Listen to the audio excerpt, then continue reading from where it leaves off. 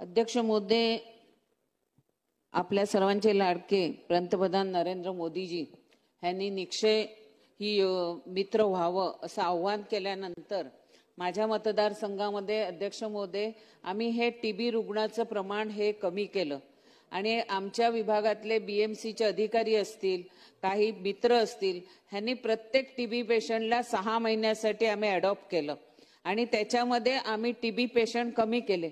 पण अध्यक्ष महोदय, माझं सन्माननीय मंत्री महोदयांना विनंती आहे की जो सीएसआर फंड आहे, औषधं ही चांगल्या प्रमाणात आपण देतो त्यांना, पण त्याला लागत असलेलं जे प्रोटीन युक्त अन्न मिळायला पाहिजे तर ते न मिळाल्यामुळे अध्यक्ष महोदय टीबी पेशंट लवकर बरा होत नाहीये।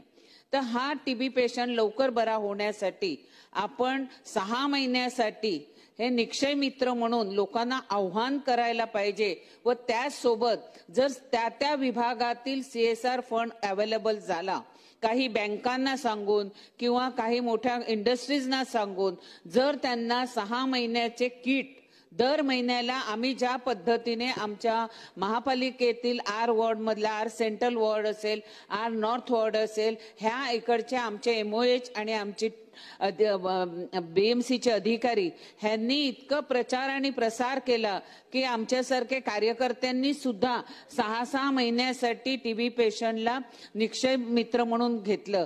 त्यांना केंद्र शासनाकडनं सर्टिफिकेट सुद्धा येते निक्षय मित्राचं।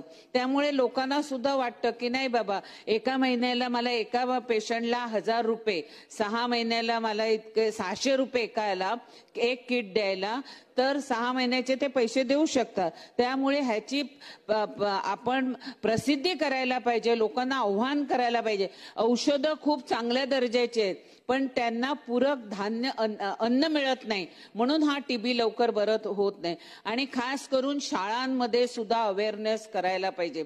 आता चांगल्या मोठ्या शाळा आहेत, त्या सर्व एसी शाळा आहेत आणि एसी रूम असल्या कारणाने तिकडे व्हेंटिलेशन नसल्या कारणाने टीबी हा लवकर दुसऱ्या मुलांना संसर्ग याच्यातून होऊ शकतो, तर त्याची सुद्धा काळजी घेणं गरजेचं आहे।